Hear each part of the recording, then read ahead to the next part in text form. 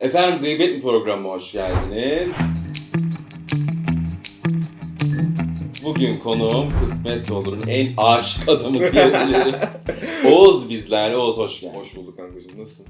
İyi vallahi seni gördüm daha iyi oldum. Sen nasılsın? Ben de İyi seni misin? gördüm, çok iyi oldum. Vallahi gayet keyifliyim, çok güzel ağırladın bizi, sarmalar, Afiyet olsun. börekler falanlar filanlar, karnımızı doyurduk. Başladık arkadaşlar.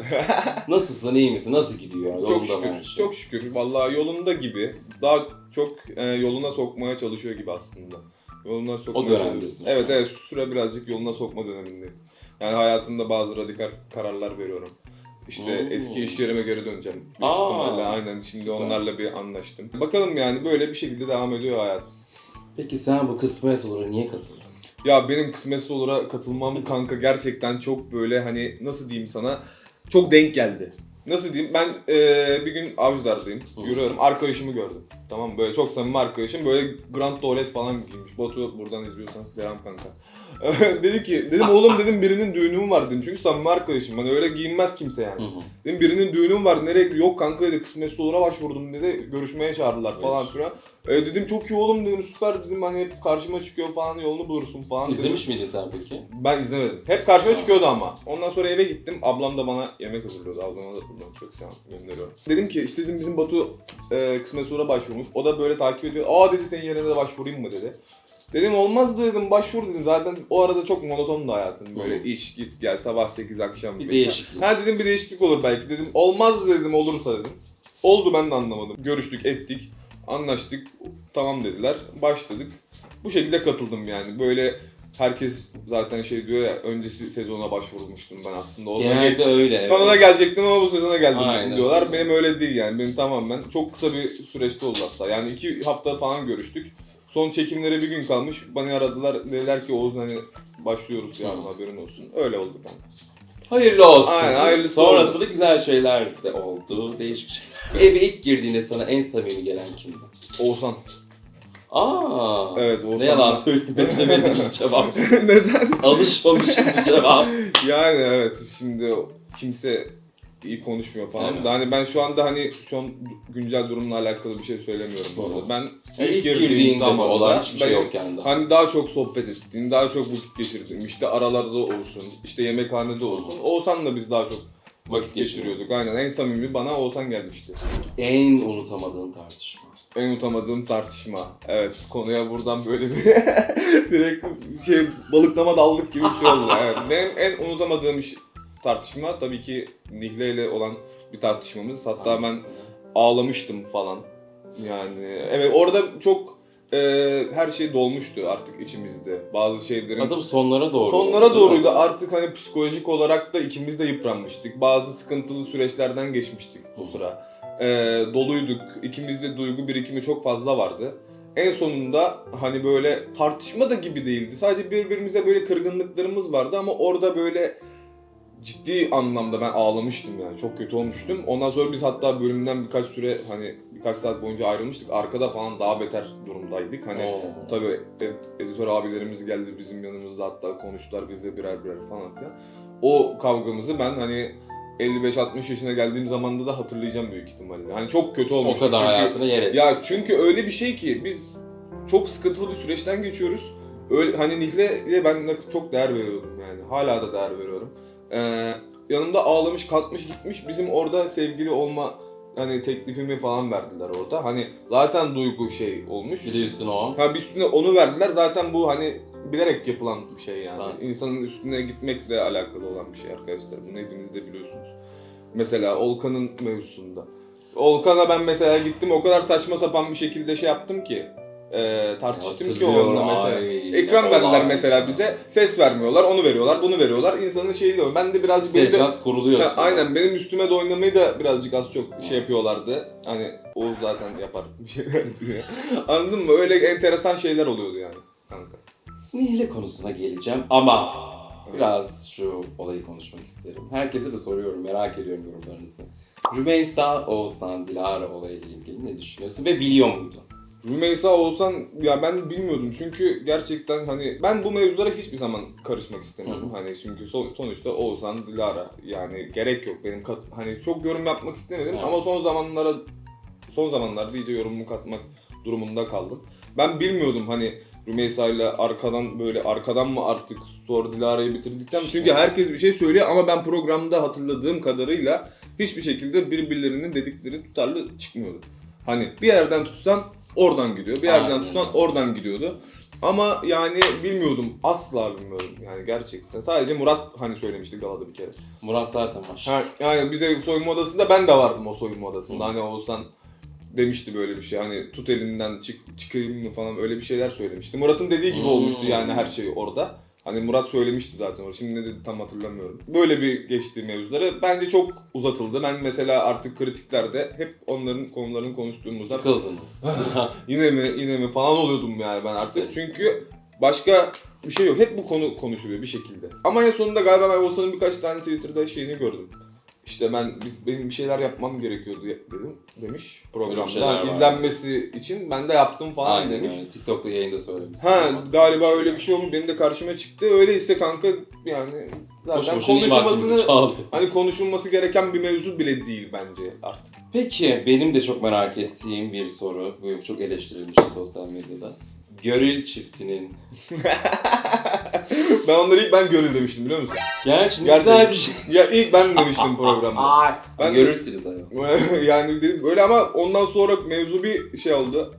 Uzadı. Bayağı ciddi devam ediyorum. O Hala konuda takdir da- ediyorum. Ona bir şey demiyorum.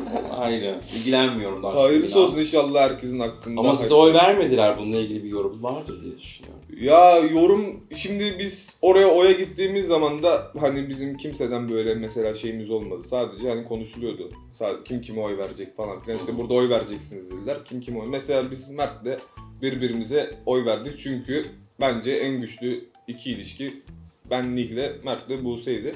Hani Buse'yle de Nihle de birbirine oy verdi. Çünkü hani bu durum kimse de sorgulayamaz. Ben niye Mert'e oy verdim ya da Mert niye Kesinlikle bana bu oy arada. verdi diye sorgulayamaz. Ama Görkem'le Murat'ın birbirine oy vermesi çok enteresan geliyor bana. Mantığım almıyor. Benim de hani kanka dedim ne oldu lan dedim ne yaşadınız biz bilmiyoruz hani bu Ne kadar alaka? nasıl yani işte kendi strateji yapmadık demişler ama strateji yapmışlar yani çok belli zaten ben birkaç kesit de bana atmışlardı hani oturup izliyordum özellikle bu kısmet sulu bittiğinden sonra iyice hani boş vaktimiz oluyordu bakıyordum yani ne olmuş ne etmiş falan filan diye. İşte Beyza şey diyor strateji yaptık mı diyor İlayda strateji yapmadık diyor oradan falan da kaçmış birkaç bir şey mesela İlayda'nın Nihle'ye oy vermemiz falan da mesela bana. Yani Strateji. asıl konu oydu benim gözümde. İlayda'nın Nihle'ye oy vermemesine ben böyle kaldım. Ya işte onlar kendi kafalarında bir şey düşünmüşler de Ben vallahi de hani şey konu birincilik falan filan da değil. Hani sorun değil bu kadar şey yapmaya. Hani belli izleyenler de biliyor. Hani zaten yorumlarda da gördük. Ondan sonra kendileri de görmüştür ne Zaten. kadar eleştirildiklerini. Hani Ya bizim bir kere kimse kusura bakmasın İlayda Nihle'nin dibinden ayrılmıyor. Açtırmayın ağzını. Böyle bayramlık ağzımı açtırsanız yani biple açtı. ondan Neyse. sonra işte program bittikten sonra da çok samimi olamadık zaten. Hani Nihle de ben de aynı şekilde. Çok insanla zaten görüşmüyorum programda. Bana garip Evet geldi. bu arada. Sen birçoğuyla görüşmüyorsun. Yani çoğuyla Küs de değilsin. Küs değilim tabii canım. Ama Yani, vakit geçirmiyorsun. yani ben yani vakit geçirdiğim çok zaman oldu. Özellikle program içinde. Program içinde zaten harika ama bir şekilde birbirimize gidip geliyoruz. Biz çoğu zaman da mesela Mert'le birlikte kalıyorduk. Mert, ben, Berke falan filan birlikte yatıyorduk, kalkıyorduk. Ondan sonra program bitince herkes işine gücüne odaklandı. Kısmet bul konuşmaktan sıkılmış Evet, olabilir misin? ben öyleyim birazcık. Daha çok hani sivil hayatımda, hani kısmetsiz olur haricinde de benim başka bir hayatım da var arkadaşlar. Ki ben bunu daha çok sosyal medyaya bu şekilde yansıtmaya çalışıyorum. Bunun da herkes farkındadır diye düşünüyorum. O yüzden hani çok insanla görüşmek beni sarmıyor. Ya da görüştüğüm zaman da hani harika vakit geçirmiyorum daha. Öyle, o yüzden çok insanla görüşmeyi tercih ediyorum. Peki sence evin en samimiyetsiz ilişkisi hangisiydi? En Ve son- neden? Ben bunu hatta ben o yorumu da katmıştım. İlk insanlar böyle o ikisini yan yana gördüğün zaman harika yorumlar yapmıştı. Bence çok yakıştılar. İşte böyle şey yaptılar falan ama zaten herkes de biliyordu. O zaman da öyle yorumlar yapsaydınız arkadaşlar. Ben de o zaman da söyledim. Hiç samimi değilsiniz. Değildiler. Beyza ile Kaan. Yani Peki iki taraftan mı yoksa ikisi de mi samimi? İkisi de samimi değildi canım. Beyza'nın bir şekilde gitme korkusu vardı. Anladın mı?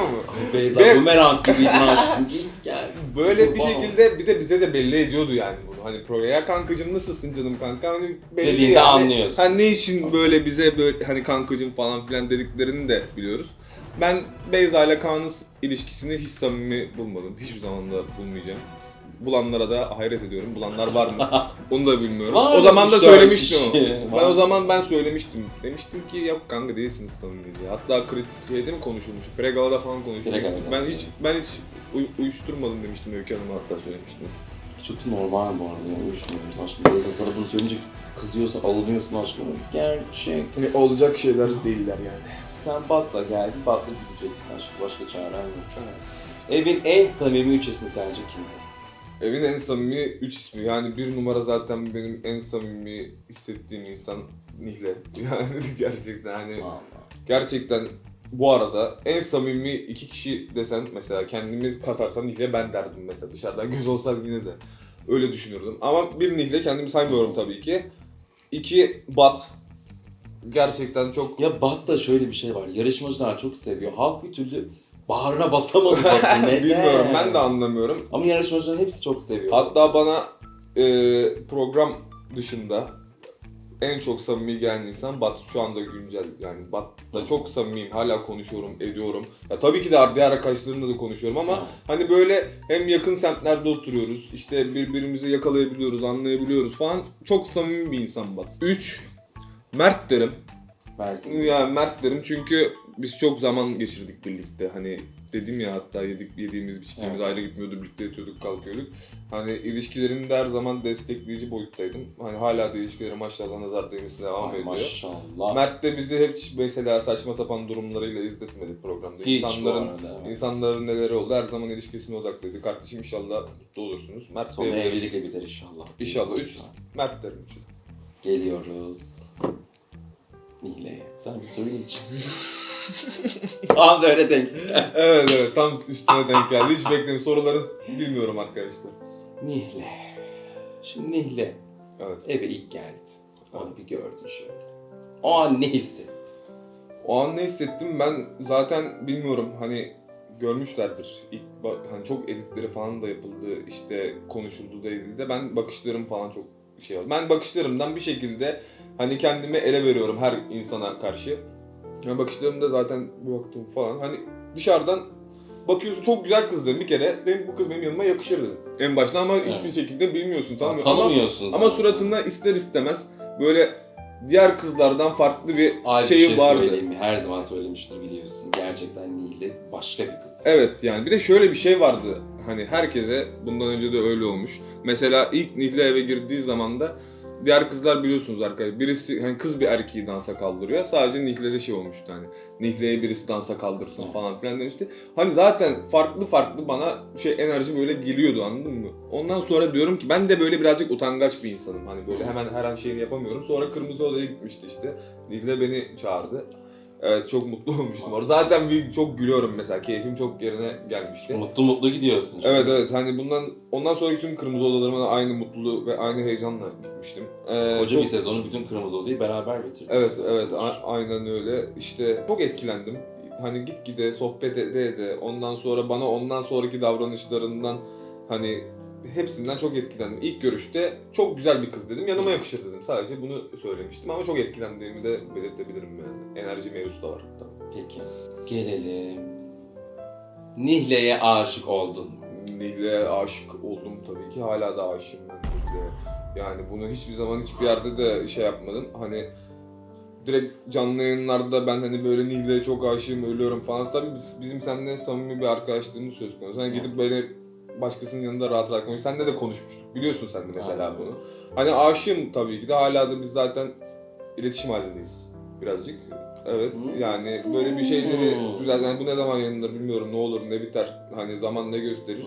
Hani inşallah hayırlısı olur bizim için ama yani iletişim halindeyiz şu anda sadece. Bakalım yani, o yüzden aşığım, hala da aşığım ben Nihle yani. Hala da devam ediyor yoğun bir şekilde benim hissim. Şimdi bu güzel cümlenin üstüne benim soracağım soru da sorulmuş şimdi. Sorabilirsin yani. Bu oldu mu Berkay sana bu?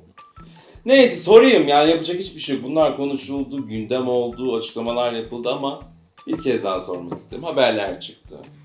Eski sevgili dendi, aldattı dendi, bir şeyler. Bununla ilgili bir açıklama ve bu konuyu artık tamamen kapatın. Yani biz zaten gerçekten başka Yeter. Çünkü açacak bir şey bulamıyorlar. Benim aklımda da biliyorsun sen de böyle enteresan bir şekilde üstüme de gidilme durumları da oldu. Sıkıntı yok ama gerçekten benim için hiç problem değil. İstedikleri kadar konuşabilirler çünkü ben kendimi biliyorum. Hani kimin neyi bilmesi gerektiğini de biliyorum. Mesela hani ismi geçen insanla Nihle de konuştu. Mesela zamanında daha kaç zaman önce ben bunun da açıklamasını da yapmıştım. Hani Nihle de biliyor öyle bir şey olmadığını. Hani insanların bu kadar çok gereksiz irdelemeyi bence çok işsizlik geliyor bana yani. Enteresan şeylere bakıyorsunuz arkadaşlar. Hani bu bizim yapıyorsunuz ama bu bizim mesela Nihle ile durumumuzu etkileyen bir şey değil. Yani çünkü olay bitmiş, kapanmış. Bir kere Hani- Nihle okeyse, Nihle bir şey demiyorsa size ne? Yani biz bunun üzerine Nihle'yle çok zaman geçirdik. Hani bu mevzu ilk başta konuşulduğu zamanda Nihle sizce hani böyle bir şey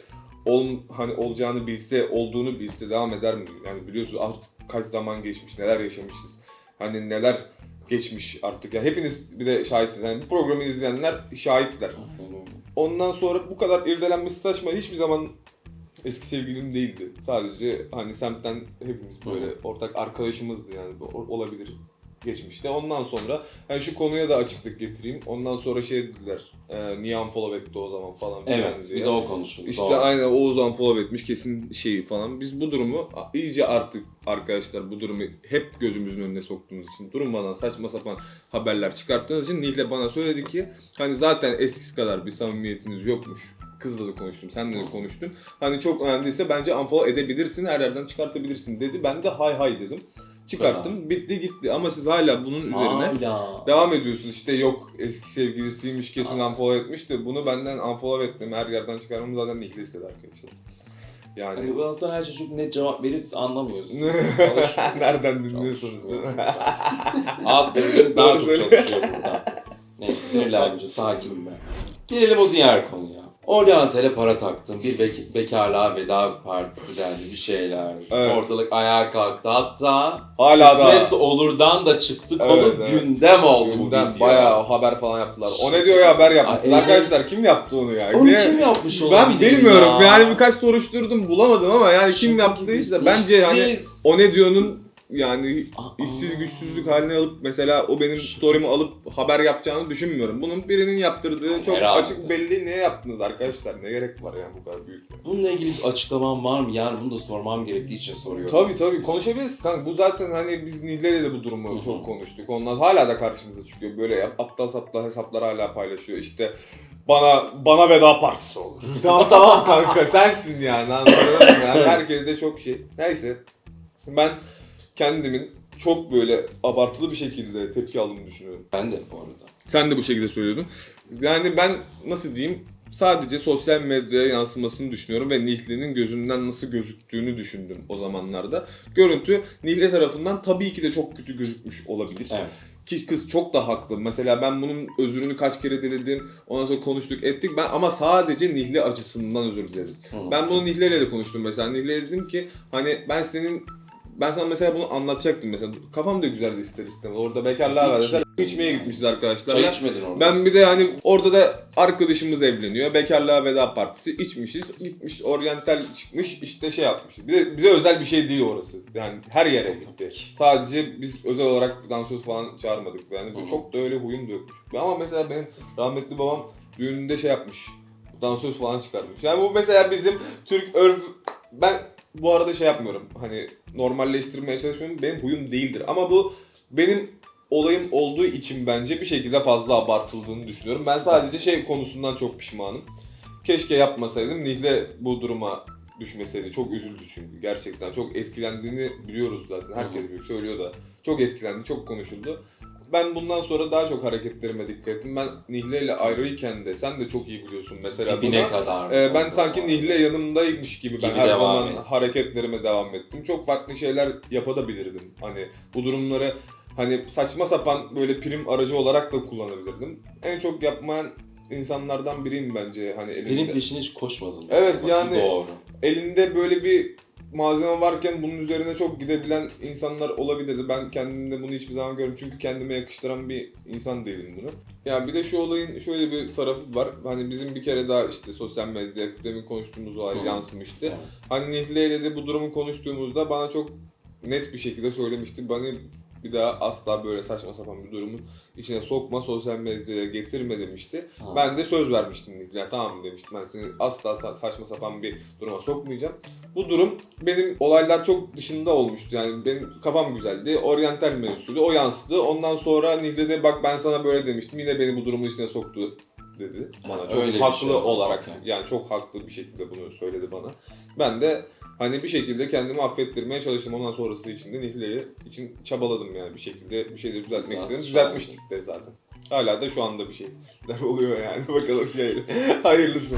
Herkesin merak ettiği Onih çiftinin son durumu nedir? Daha doğrusu Onih çifti diyebilir miyim ki? Ya ben buradan son böyle hani bizi çok mesajlar atıyorsunuz. Çok teşekkür ederiz arkadaşlar. Hep iyiliğimizi düşünüyorsunuz. Yani kötüleri konuştuk genellikle. İyileri hiç konuşmadım burada. Çok seviyorum sizi arkadaşlar. Destek mesajlarınızı görüyorum. İşte her zaman yanımda olduğunuzu hissettiriyorsunuz. Çok teşekkür ederim. Buradan hani bizi destekleyen, bizim tekrardan barışmamızı isteyenlere hani biz şu anda bazı şeyleri düzeltme aşamasındayız. Ondan sonra böyle sakin konuşuyoruz bazı şeyleri. İleride daha büyük sıkıntılarla karşılaşmayalım diye. İyice enine boyuna konuşuyoruz. Bir şeyleri halletmeye çalışıyoruz kafamızda. Hani halledemeyeceğimiz zaten bir şey yok bizim. Ben hani hiçbir şekilde yine sıkıntılı bir şey yaşamadık. Hani şu anda neden mesela birlikte olmadığımızı bilmeyen insanlar var. Hani her şeyi bilmeye hakkınız var tabii ki ama yani bizim de bazı içimizde yaşadığımız bazı şeyler var arkadaşlar. Ama şu anda hani Onih'in tekrardan birlikte olmasını isteyenlere şöyle bir şey söyleyebilirim. Olmayacak bir şey değil. İnşallah yani en kısa zamanda hayırlı haberler diliyorum yani bize. İnşallah. Sevdim bu cevabı. İnşallah yani dediğim O zaman gibi. ne yapacağız? Elimizi açın. Allah'ım sana inşallah. Amin. Her şeyin pozitif olduğunu öğrendiğimize göre bu videoyu hızlıca yayınlamak. Evet bu arada nasıl ne zaman yayınlanacak? Belki Evet, siz bu bunu arada. izlemeden bizim barışma haberimizi de alabilirsiniz arkadaşlar inşallah. İnşallah. Bir daha hep beraber genç ailerim daha. Amin hocam. Son soruma geçiyorum. Sonra isimlere geçeceğim. Bana en sevdiğim sorudur. Kimsenin bilmediği, şu an bize açıklayacağım bir şey söyle desem nasıl bir bomba verirsin? 2 tane vereyim ben sana. Okey. Bir tane 3 5 bir tane işte bizim bir ev basma olayımız vardı. Evet. TikTok'ta falan yayındayken bir kere söylemiştik. Sonra insanlar çok merak etmişti. İlk defa da burada açıklayayım o mevzuyu. Biz bir kere yine program devam ederken çok sıkıntılı bir kavga etmiştik. Yani bayağı problemliydi aramız. Ondan sonra Nihil'e dayanamamıştı. Ben hatta böyle servise biniyordum Nihil'e, ben arabayla önünü kesmiştim falan. Bakmadı bana, arabaya bindi, ben servise durdurmadım falan filan. Çok enteresan, bayağı yüzüme bakmıyor, suratıma bakmıyor ama. Çok bayağı sıkıntılı bir süreçti o sıra.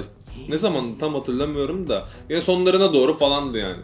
Hatta o benim ağladığım sahnelere doğruydu. O şey bizim işte duygu boşalması falan dediğim yerler Evet, var. evet. Galiba öyleydi. Nihil'in sonunda dayanamamıştı. Taksiyle bizim evin oraya gelmişti. Benim konumum vardı çünkü birbirimizle işte evdeyken bir şeyler falan yolluyorduk. Gelmişti, demişti ki aşağı in, ben de çok sinirliydim, aşağı inmemiştim.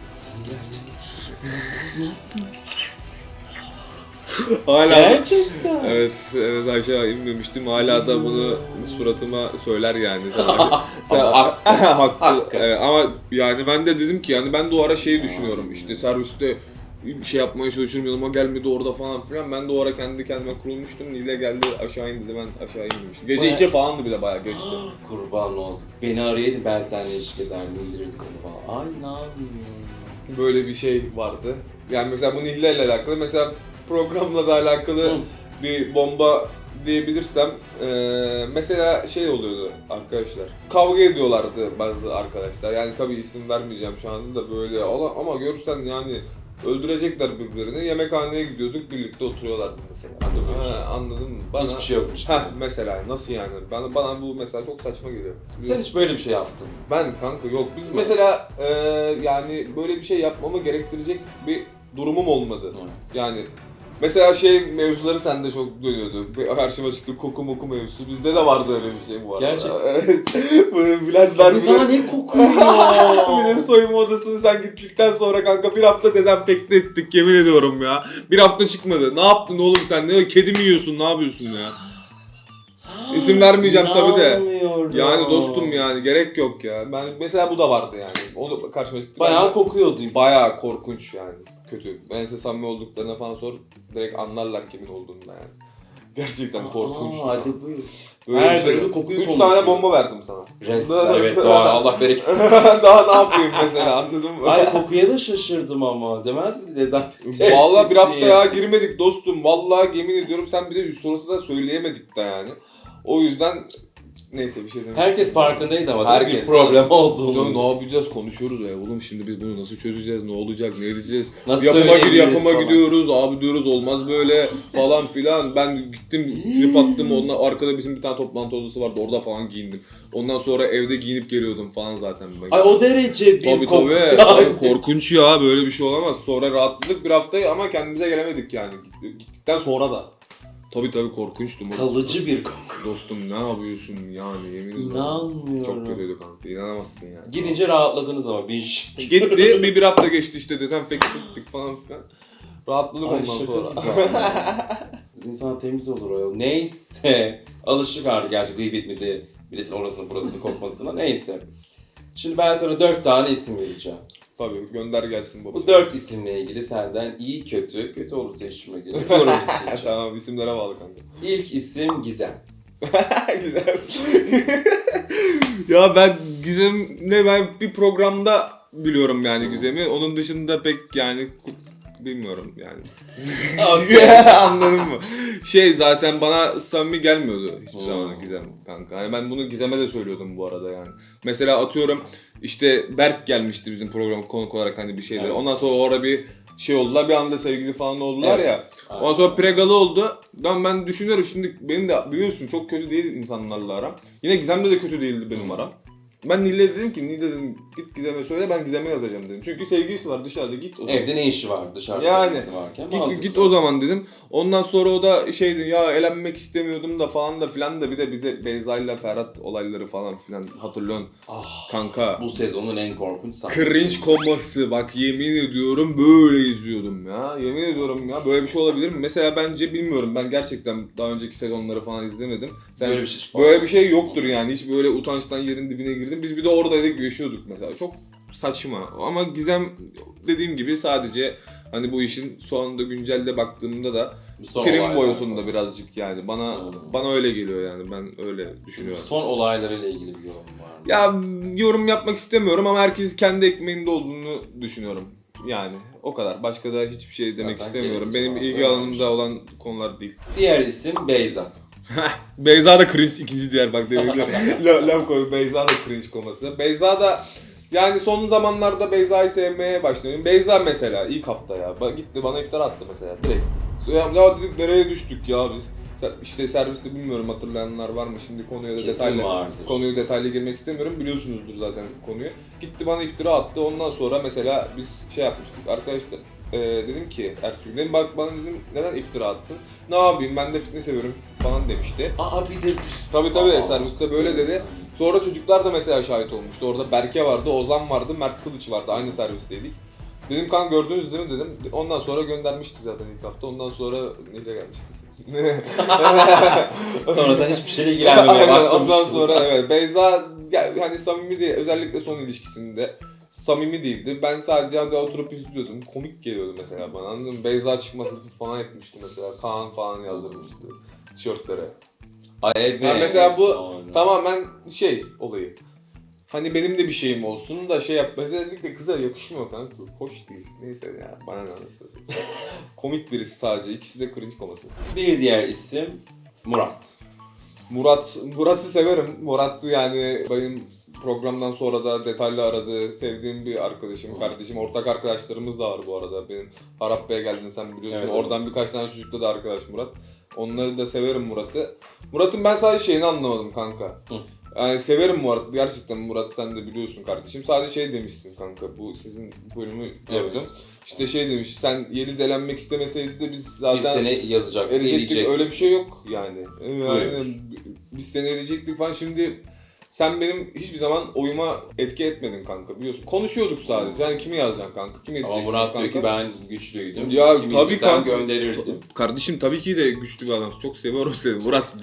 Yanlış anlama dostum. Ama sen benim Yeliz'i Tamam. göndermemde etkili olmayacaktın kanka. Bunu da biliyorsun, nasıl ben böyle. Ha. Mesela sen bunu söylediğin zaman da direkt otomatikman bana da çıkıyor. Ha, Oğuz'u da mesela Yeliz'i yazdıracakmış dedik. Ben mesela Tabii Yeliz'i ki. çok severim. Yani sevdiğim bir arkadaşım. Hatta Nille ile o ayrıldığımız kanka ne oldu falan aramıştı. Vefalı bir insandı Yeliz mesela. Evet. En sevdiğim arkadaşlarımdan mesela o programda. Ben elemez, hiç Yeliz istemeseydi, Yeliz istedi diye yazdım ben. Yeliz hiçbir şekilde yazmazdım. Değil mi dostum?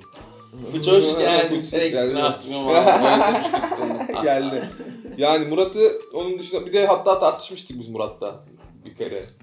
Evet, Sezon evet. başında Evet, sezon olanlar. başında Evet. Sonra bir tartışmıştık. anda kanka oldu. Bak Doğru. mesela geçen burada da demiş mesela Leyla'yla işte benim her şey şov yaptım falan Evet, filan evet. demiş ya.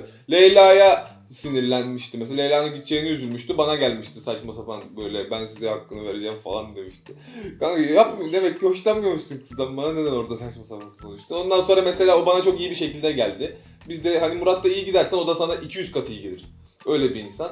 Ters gitmeyeceğim. Ha aynen. Ona ters gitmeyeceksin. O bana çok iyi geldi. Ben de ona iyi geldikten sonra iyice arkadaşlığımız pekişmişti yani. Murat'ı hala severim var ya. Hala görüşürüm ama dediğim gibi benim oyumda hiçbir zaman etkisi olmadı yani. Yeliz'i gönderme mevzusunu ben hakim değilim. Son isim Berke.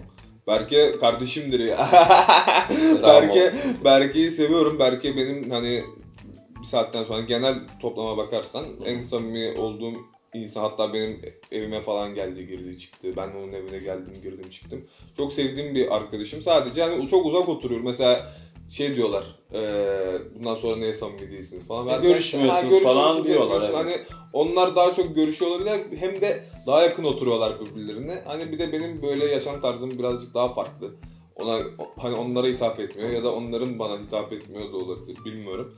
O yüzden ama çok sevdiğim Berke. Berke'yle hiçbir sorun yok. Hala mesela dün görüntülü falan konuştuk yani. Severim, Berke kardeşimdir. Zaten senin genel olarak kavgalı olduğun, düşman olduğun kimse yok. yok diye. Tabii ya, benimle anlaşamayan da sıkıntı vardır kanka. Hani anlaşamayanlarla da bir problem var yani. Hani o yüzden programda hani beni tanıyan insanlar, ki artık iyice ailemizden çok birbirimizi gördüğümüz için artık herkes hakkında az çok bir fikrim oluyor. Az çok da benim hakkımda fikri olan insanın hani kötü bir şey gelmeyeceğini bilir diye düşünüyorum. O yüzden aramın kimseyle kötü olmadığına bağlıyorum yani programla. Çok iyi olduğum da söylenemez herkes.